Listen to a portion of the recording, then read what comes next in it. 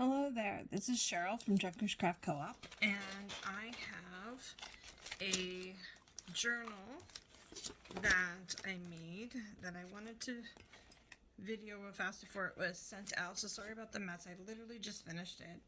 I tried to push the mess aside, but you can still see some of it, sorry. This was for our Junk Journal Club inside our Facebook group. We do a monthly journal with different themes, and this one happened to be abandoned houses. This is the theme for September.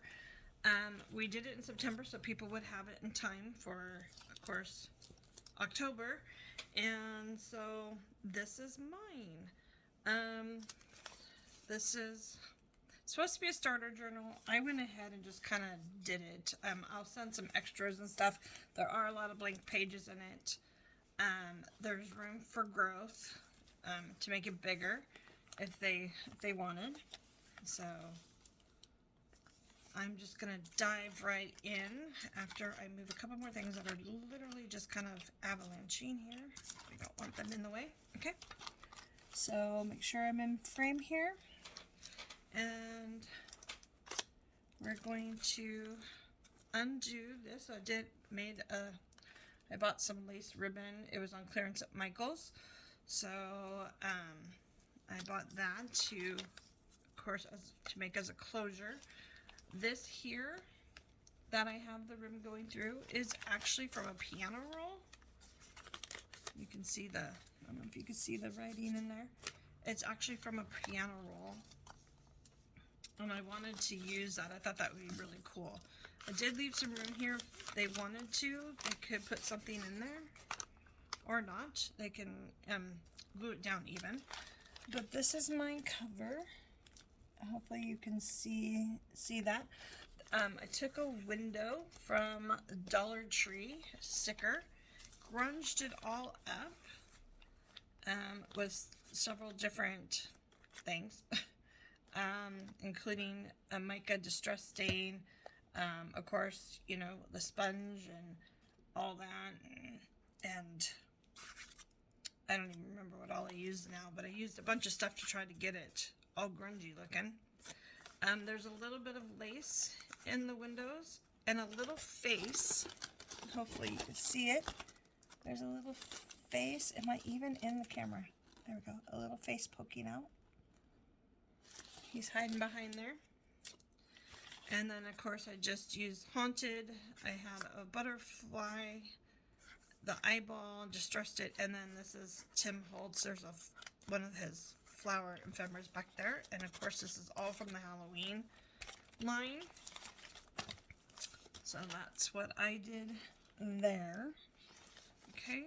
And then we're going to open it up and hopefully have, squeeze, enough room here. Make sure we're still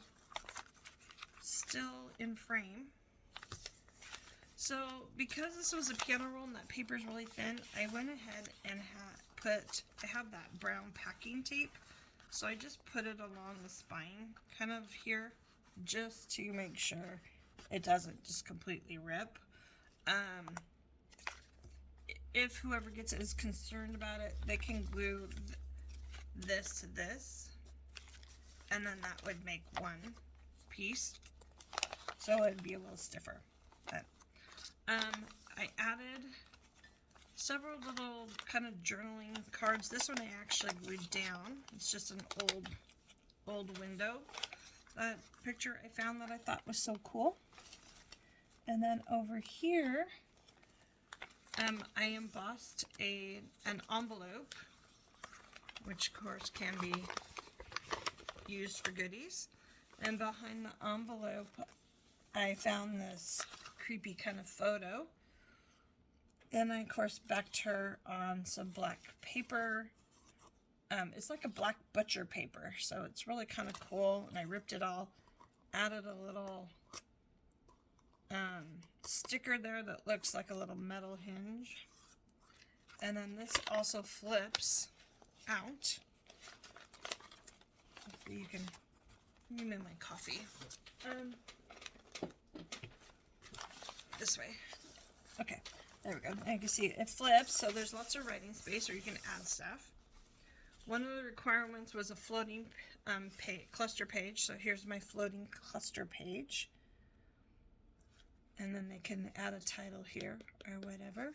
So, and then what's cool about the cluster page is you can just leave it. In fact, I need to add a paperclip still. You can just leave it wherever. You can use it as a bookmark. Sometimes if they're stiffer, you can use them as a writing board. This one's not too stiff.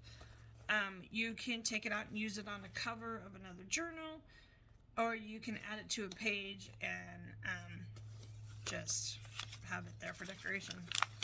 So I took some crepe paper and cut it all along the sides to create this kind of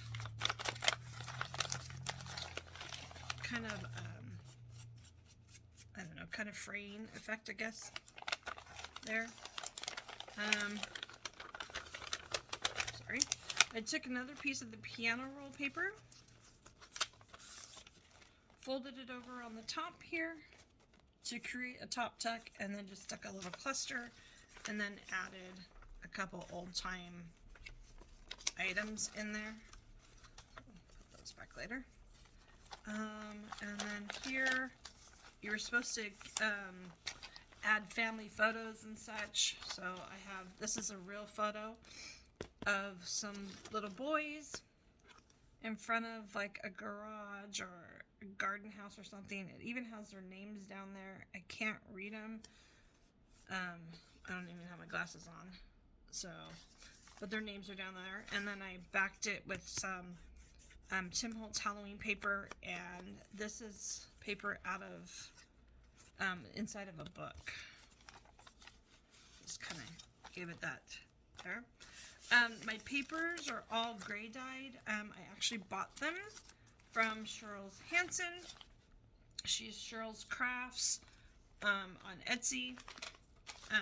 They're so the paper was perfect for this. We'll go back to here.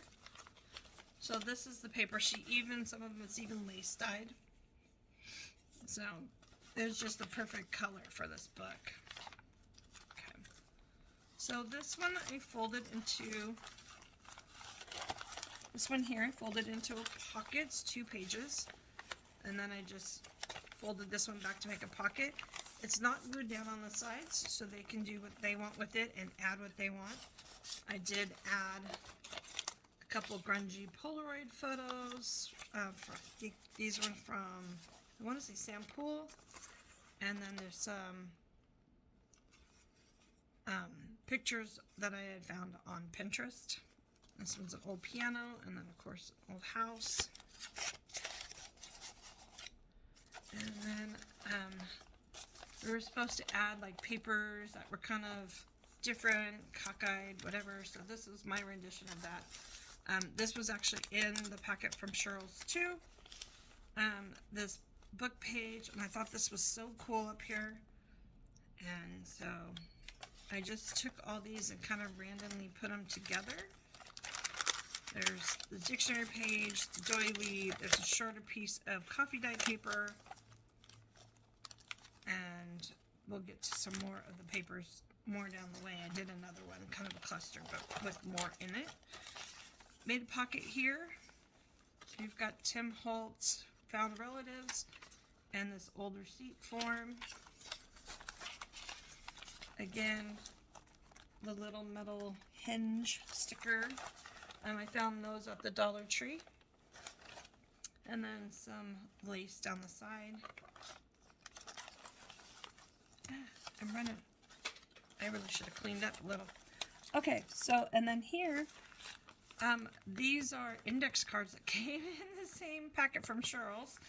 And I just stuck a little ticket here it's to a circus. So you know that there's a little tuck there. And took 2 of those index cards and put them together to make a pocket. And I used Lorna Taylor from Taylor Made Journals. I got her stamps for Halloween. And this is one of them. And it's Sleepy Hollow Inn, Dead and Breakfast. Please please book ahead. And inside there I put a picture of this kind of, I don't know, kind of a creepy looking house, and it's got like a car in front and a person all in black. So just thought it was kind of fitting with that. Again, with black butcher paper. And then this is from Fun Life on a Budget from her Etsy store. Little crinkled sewed paper. So makes a great little pull out. And then we were supposed to do a file folder of stuff that maybe it was hidden in a wall at this abandoned house or whatever. So this is my file folder, and I've got some goodies in here. I've got, it's kind of like an old ships kind of manifest, haunted house for sale. There's an actual old ledger paper written on. This is part of Tim Holtz backdrop papers, but I thought it was cool because it's for chloroform. Another ledger paper with numbers. A creepy photo. And that's my file folder, all grunged up like it'd been hiding forever. And that just hides behind there. This is a coffee filter, and then I just glued part of it down. This is, we had to do something with fabric in it as well, so I made these curtains out of black velvet and little lace for tiebacks. And then this is off a little girl's dress, this black netting, and then I of course cut little holes in it. But then it just sat on the paper. You couldn't really see much, so I went through and I stamped kind of a design, so it kind of poked through. Okay, this is my other clusters of papers here. So this is a coffee filter, and the dictionary page, doily, coffee paper made into a pocket. So these are my other little clusters of papers that are kind of cockeyed or whatever. And I did another Tim Holtz found relatives with the Tim Holtz frame and messied up some cheesecloth. I did use the distress ink on everything, and I just thought it was kind of cool and random to have that there. Got this Tim Holtz frame die, so I decided to cut one out there. This is from Pink Odd Bird, or digital from her, and this one is about a receipt paid to somebody Taylor for $4. Bring something, pay for digging grave. It's basically a receipt for digging a grave. So that tucked in there. And then of course, you know, they can do whatever they want there. In here, I just have this old partial digital. I didn't even ink it or anything. They can do what they want with it.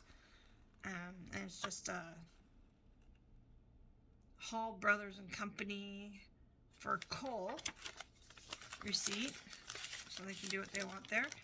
I have a little bit of rub-ons here. These rub-ons were from the Dollar Tree. And then I ordered these from, I can't remember who I ordered them from now, but I just thought they were really cute little tags.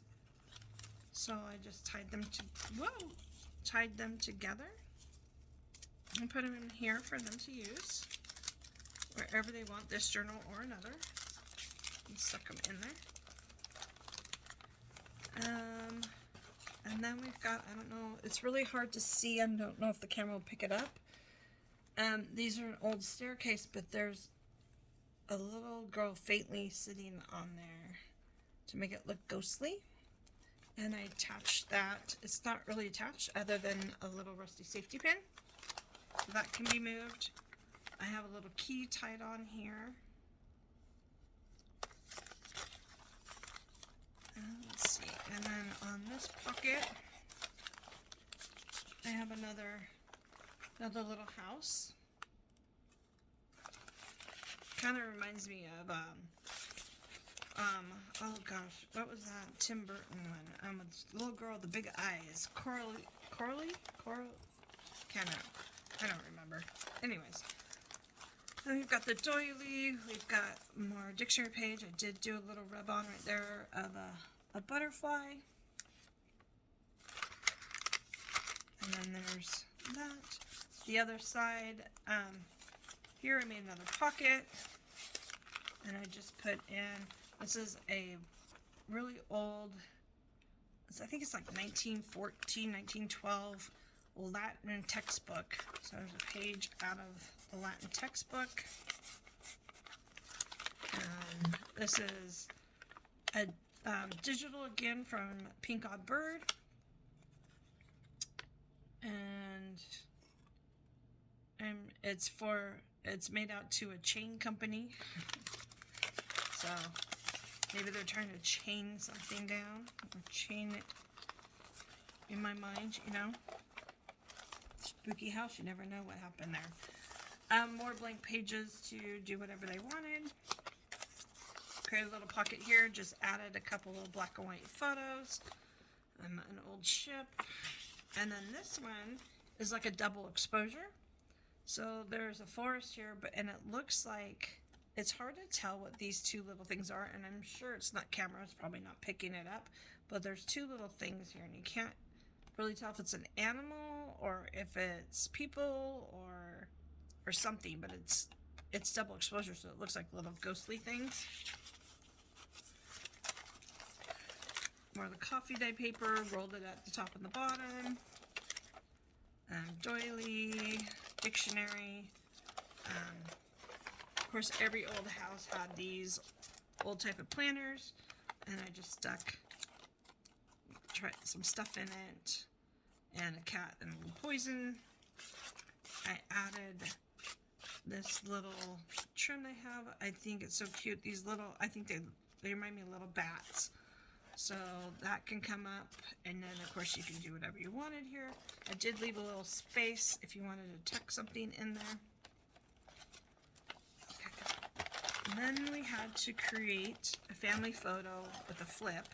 So I have this embossed envelope, which I cut open on this side, and I added this actual real cabinet card of these four gentlemen.